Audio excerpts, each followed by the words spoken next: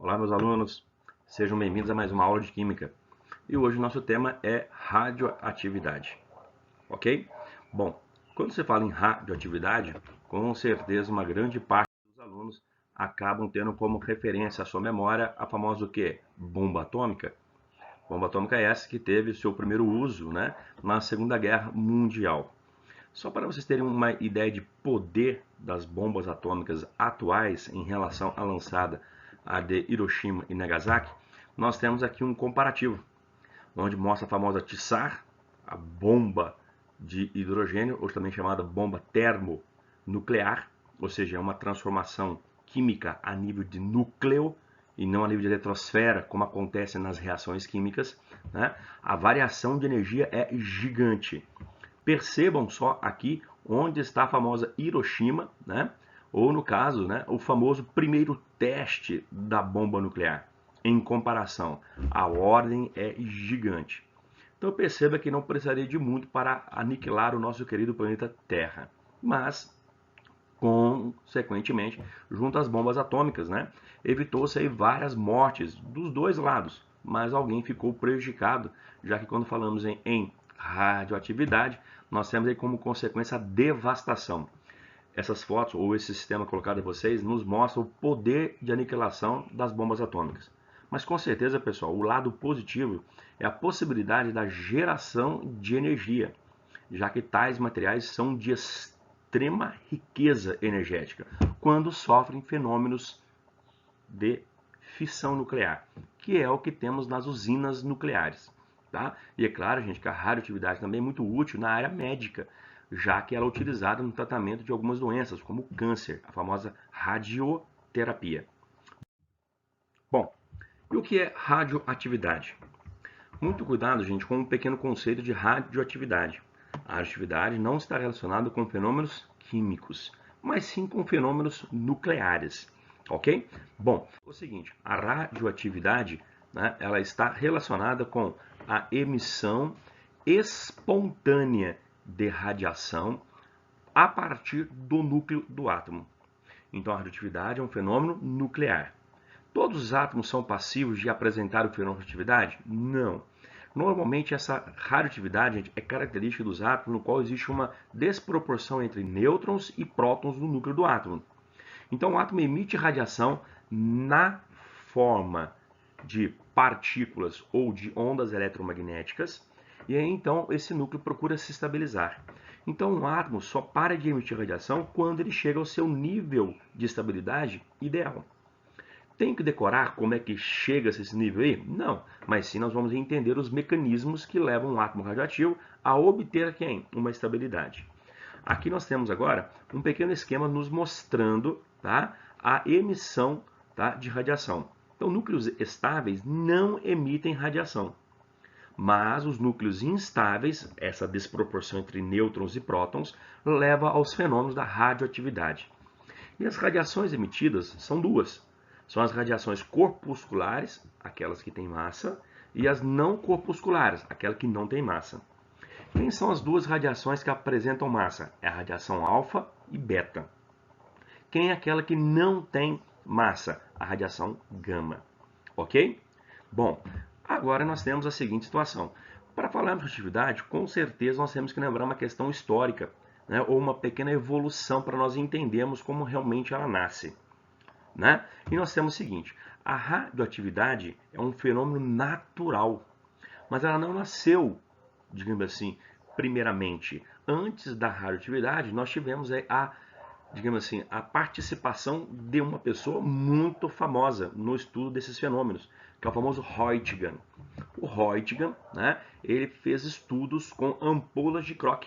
Só que neste caso, as ampolas de Kroc, similar ao fenômeno, né, o experimento de Thomson, ele aplicou uma diferença de potencial muito grande. Só que na sua experimentação ele percebeu que um tipo de raio surgia a partir dessa ampola. Como ele não sabia quem era esse raio, ele o chamou então de raios X. É aí então que nasce a brincadeira do desconhecido. Então, como ele não conhecia a fonte do raio, como é que ele surgia, ele apelidou de raio X. O interessante é que esse dispositivo feito, ou essa experimentação feita por Roentgen, tá? Ele consegue, digamos assim, dar o pontapé para o nascimento do famoso equipamento de raio-x. Equipamento que tem como intuito o quê? Nos mostrar de forma mais interna alguns sistemas, como por exemplo o nosso próprio corpo. Então perceba, a radiação X tem um poder de penetrar tecidos moles, mas acaba sendo bloqueada, por exemplo, por mecanismos ou materiais mais densos. Então os ossos é que são enxergados. Quando queremos enxergar algo diferente dos ossos dos organismos, é necessário se usar um contraste para então você ter a percepção daquela área que possa estar com algum problema, ok? Então, detalhe importante a finalizar: os raios-x não são fenômenos naturais, são fenômenos artificiais. Legal, né? Ou seja, o raio-x tem um botãozinho de on e de off. On, o equipamento começa a emitir radiação X, desligou, para de emitir. E rapidamente para finalizar, como surge a radiação X? Os elétrons saem do cátodo de forma muito rápida e colidem com o anodo. E na hora que o elétron, na hora que a radiação colide com o anodo, né, ele acaba perdendo energia, sua maior parte na forma de energia calorífica e uma parte dessa energia perdida na forma de ondas eletromagnéticas dentro do espectro do quê? Do X, do raio X. Bom, e agora? E agora sim nós temos o papai da radioatividade. É o Henri Becquerel. Becquerel, pessoal, inclusive, né, ele é dito como sendo o cara, digamos assim, que enxergou o fenômeno natural dos materiais. Ele estuda um minério à base de urânio e ele percebe que esse minério, mesmo sem sofrer algum tipo de excitação do meio, ele acabava marcando chapas fotográficas, né? E aí, então ele percebe que alguns materiais, né, exercem esse poder de marcação de forma espontânea, natural. Nasce aqui então a radioatividade. Nós temos aqui, gente, um vídeo no qual vai nos mostrar aí uma pequena história que envolve o próprio Becquerel, né, que envolve a famosa Marie Curie.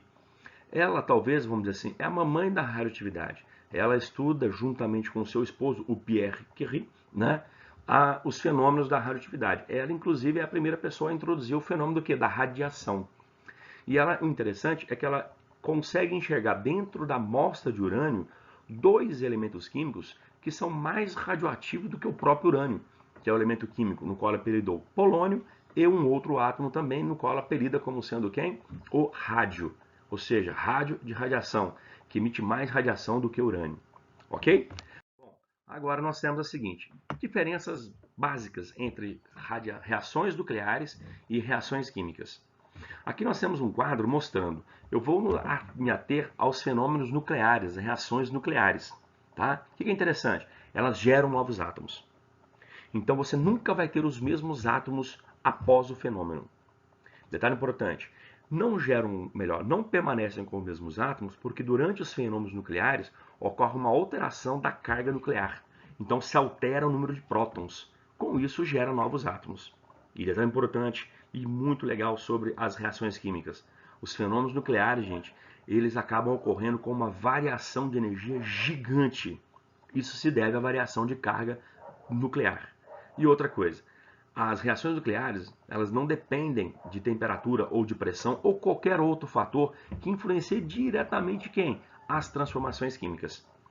Uma vez que ela começa, gente, ou seja, o fenômeno nuclear começa, pará-lo é bem complicado. Só para quando não existir mais, por exemplo, em termos de fenômenos físseis, material a ser fissionado, a ser quebrado. Ok? Bom, agora nós vamos fazer uma pequena comparação entre radioatividade natural e radioatividade o quê? Artificial.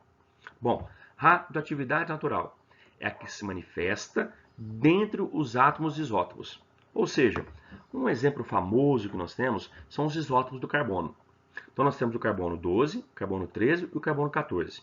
Ou seja, dentre esses três isótopos do carbono, um deles emite espontaneamente radiação. Então, a esse átomo que emite espontaneamente radiação dentre os três isótopos de carbono, são chamados, ou melhor, é chamado de radioisótopo. Então, radioisótopo, termo que a gente não tinha trabalhado, nada mais é do que, dentre os isótopos, um é radioativo, ou seja, um emite espontaneamente radiação. Beleza? Bom, já a radioatividade artificial ou induzida, ela é aquela produzida pelos fenômenos das transmutações artificiais. Ok? Então são aqueles fenômenos que você força a estrutura a provocar. Meninos e meninas, agora nós temos o seguinte: tipos de radiações. Foi o que nós falamos anteriormente.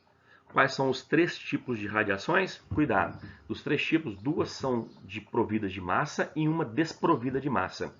E quem são as radiações que nós vamos estudar aqui então? São as radiações alfa, beta e gama. O principal indivíduo que estuda essas radiações é o nosso amigo Ernst Rutherford, aquele mesmo cara que prevê a existência de 2 regiões distintas na composição do átomo, o famoso núcleo e eletrosfera. Só que é importante o seguinte: o estudo da radiação é antes da experimentação que ele fez. E ele, ao estudar os fenômenos naturais, ou seja, de emissão de radiação, ele consegue enxergar que alguns átomos não emitem a mesma radiação.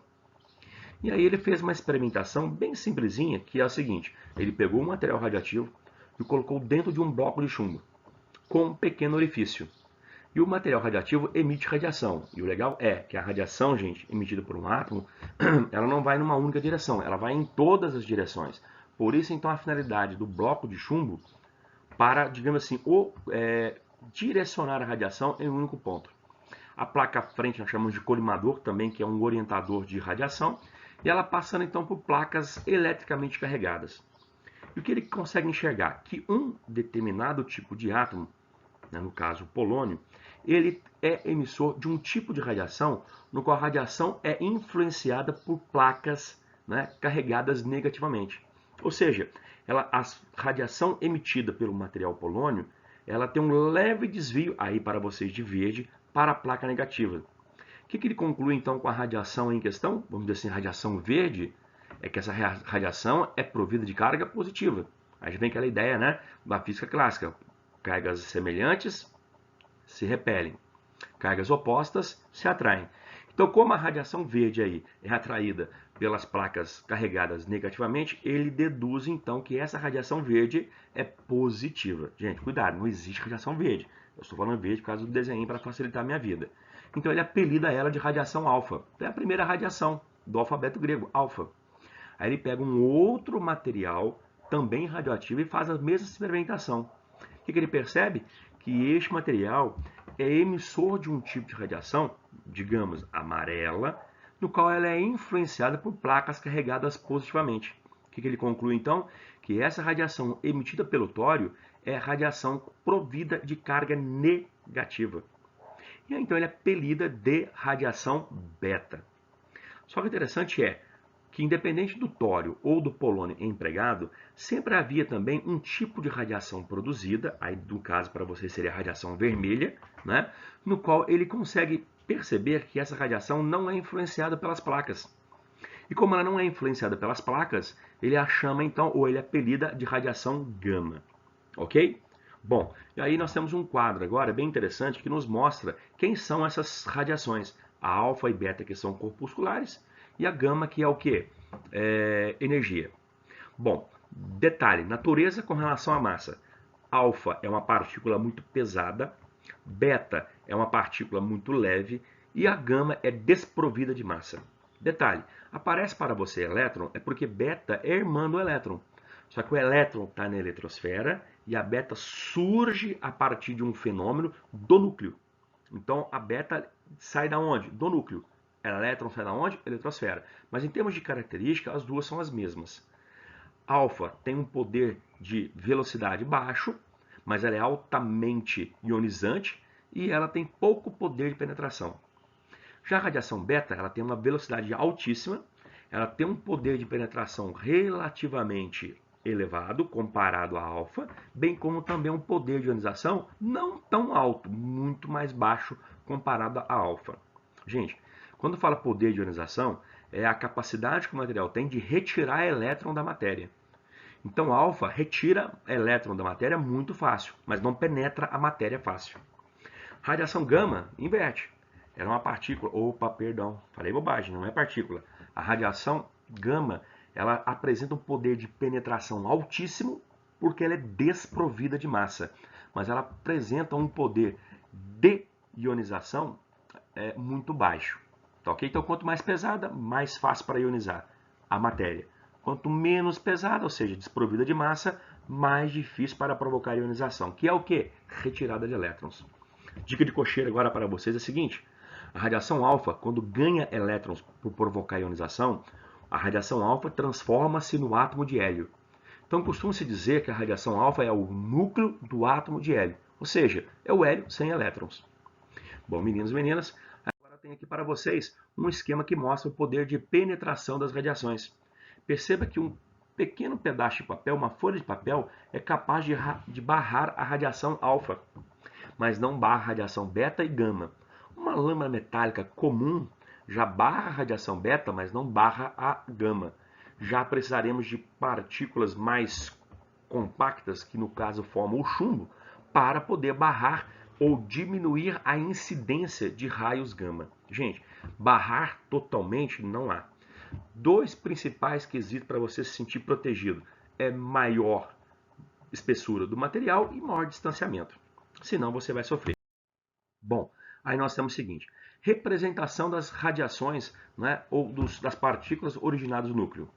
Aqui eu tenho o X, né, um elemento qualquer, tá? Aqui o C será para você a carga e o A será o número de massa. Então vamos representar. Aqui na nossa representação, X será sempre uma partícula qualquer, ou um elemento qualquer. C será para nós a carga, né? Ou seja, positiva ou até mesmo negativa. E o A será para vocês quem? O número de massa. Bom, aí nós temos o seguinte: quem são as nossas partículas a serem estudadas? Alfa, gama, beta, olha o que o Xandinho introduziu agora para vocês, próton e nêutron. Perceba, alfa é provida de duas cargas positivas, gama é desprovida de carga, beta uma carga negativa, próton uma carga positiva e nêutron desprovido de carga. Mas em relação aos valores de massa, perceba, alfa tem 4 unidades de massa, gama desprovida de massa, beta não é zero, mas o valor, como é muito próximo de zero, coloca-se aproximadamente zero. Porque ele não vai influenciar matematicamente, porque o valor é muito pequeno. É diferente de não existir. Próton, uma unidade de massa, e nêutron também uma unidade de massa. Perceba então que alfa, né, é 4 vezes mais pesado que um próton ou do que um nêutron. Tá ok? Só um comparativo matemático. Agora, detalhe importante é o seguinte: nós vamos ter agora como referência, né, as leis da radioatividade. São duas leis a serem estudadas a nível de ensino médio. Quais são essas duas leis? Nós vamos estudar a famosa primeira lei de Soddy e a famosa segunda lei de Soddy, Fujans e Russell. Normalmente, às vezes, vem somente como primeira e segunda lei de Soddy. Mas o que é que essas duas leis nos mostram? Essas duas leis, pessoal, elas nos mostram os famosos decaimentos radioativos. Opa! A palavra decaimento nada mais é do que desintegração. Melhorando ainda, decaimento, desintegração nada mais é do que emissão de radiação, ou de um tipo de radiação. Quer dizer que essas duas primeiras leis aqui trabalhadas com vocês, elas não emitirão os mesmos tipos de radiação. E quais serão os tipos de radiação emitidas por essas leis? Nós temos aqui a lei de Soddy como sendo um decaimento alfa, ou uma desintegração alfa. Já a segunda lei, nós temos um decaimento beta, ou seja, uma desintegração beta, ou simplesmente uma emissão beta. Então a primeira lei de Soddy é conhecida como decaimento alfa. E a segunda lei de Soddy, Fujans e Russell, é conhecida como decaimento beta. Então quando fala em decaimento alfa, já tem que me puxar a minha memória quem? A primeira lei de Soddy, ou seja, o material radioativo, o metal, ou perdão, o átomo é emissor de radiação alfa. Segunda lei, que é a lei de Soddy, também no caso aqui, é uma situação no qual o átomo radioativo estará emitindo radiação beta. Detalhe importante é o seguinte: o átomo, gente, nunca vai emitir, tá? Nunca vai emitir alfa e beta ao mesmo tempo. Ou emite alfa ou emite beta. Ah, mas pode emitir gama junto? Consequentemente, vai haver emissão de gama. Emitiu alfa, vai gama. Emitiu beta, vai gama. E existem alguns casos, né, que não teremos variação de radiação alfa e beta na estrutura do átomo. Permanece o mesmo. O que acontece é simplesmente a emissão de radiação gama. Mas o que nos mostra essas duas leis? A primeira lei de Soddy, ela está nos mostrando o seguinte: todo átomo emissor de radiação alfa, o átomo originado sempre terá 4 unidades de massa menor e 2 unidades de carga menor. Guarde bem isso. Radiação alfa, sempre haverá a perda de 4 unidades de massa e 2 unidades de carga positiva. Tá ok? Bom, dando continuidade então agora, nós temos a segunda lei, que é a lei de Soddy. Também, porém, nós temos a contribuição de Fajans e Russell. O que é interessante neste decaimento? O interessante é que no decaimento beta, na desintegração beta, o átomo originado é um átomo no qual não tem alteração de massa, mas tem alteração na carga nuclear, ou seja, ela aumenta em uma unidade. Por que não tem alteração de massa? Como a partícula beta é desprovida de massa, ou melhor, tem massa muito pequena, ela não influencia matematicamente nessa variação, pelo menos a nível de ensino médio. Tá ok? Porque se nós formos de forma mais profunda, isso acaba não sendo 100% verdadeiro. Mas, para nós aqui, é bonitinho. Bom, vamos tentar entender então esses dois decaimentos, essas duas desintegrações, essas duas leis. Vamos então entender essas duas leis. Percebam, decaimento alfa. Temos aqui o átomo de urânio, número atômico 98, certo? Ou perdão, número atômico 92 e número de massa 238. Como ele é um emissor alfa, ele vai emitir alfa e o novo átomo gerado, ele terá 2 cargas positivas a menor e apresentará 4 unidades de massa, o que? Menor. Perceba então, 238 perdeu 4 unidades, o átomo novo terá o que? 2, 3, 4. Tinha 92 prótons, perdeu 2, passou a ficar com quanto? Com 90. Algo muito importante, algumas pessoas acabam errando em questões de vestibular, principalmente em questões abertas, é onde colocar alfa. Tem pessoas que põem alfa antes da setinha, e isso é errado. Então, como uma desintegração, você vai formar radiação alfa, então tem que estar no produto, tá? Aí, em termos de reação química, permanece a mesma. Você tem o reagente, é o que é antes da transformação, e o produto que está o quê? Depois da transformação. Bom, e o decaimento beta? Como é que ficaria? Aí nós temos agora o exemplo do tório. E o tório, veja, 234 de massa e número atômico 90. Como ele é um emissor beta, a sua massa permanecerá inalterada para o novo átomo formado, mas a carga nuclear aumentará em uma unidade. Então, o paládio, aqui neste caso, né, ele vai passar a ter o quê? Perdão, ele vai passar a ter o quê? Então, de número atômico 91. Então percebam, na radiação alfa, quando emitida, altera 4 unidades de massa. Na beta, não tem alteração de massa. Na alfa, 2 cargas positivas alteradas, para menos. Na beta, 1 carga positiva aumentada. O detalhe importante para vocês aqui é o seguinte: átomo não emite alfa e beta ao mesmo tempo, mas tem o que nós chamamos de série de decaimento. Ou seja, a partir do urânio, o urânio vai decaindo, né, numa sequência no qual os átomos que são originados não necessariamente serão emissor de radiação alfa. Então, na sequência de decaimento, você começa com urânio e termina no chumbo. Opa, então o chumbo é o átomo estável, formado pelo decaimento do que? Do urânio. Não quer dizer então que o urânio sempre vai ser emissor de alfa. Opa, cuidado. O urânio decai. Uma vez que o urânio decai, emite radiação alfa, deixa de existir o urânio e passa a existir quem? O tório. Aí o tório, no seu decaimento, vai ser um emissor de um tipo de radiação, neste caso o beta, e aí forma quem? O átomo Pa. Esse átomo vai decair, aí vem a dica, tem que decorar quem é a radiação emitida? Não, eu preciso, na verdade, enxergar o tipo de radiação que será emitida, e não decorar a fila de decaimento, senão você vai ficar louco, porque existe N átomos entre o urânio e o chumbo. Então, dentro desse intervalo para vocês, tem vários átomos que emitem o quê? Radiações alfa e beta, ou até mesmo o quê? Gama. Mas o que eu preciso enxergar é quem será emitido. E eu consigo enxergar isso pela variação de massa e pela variação de carga. Tá ok? Então, essa é a nossa introdução à radioatividade. Nós teremos em breve aí o estudo cinético da radioatividade, que é de muita importância, e num futuro mais próximo também, né, o uso, a aplicação da radioatividade no nosso dia a dia. Boa semana a vocês, bons estudos, estou à disposição de vocês para esclarecimentos. Até mais, pessoal!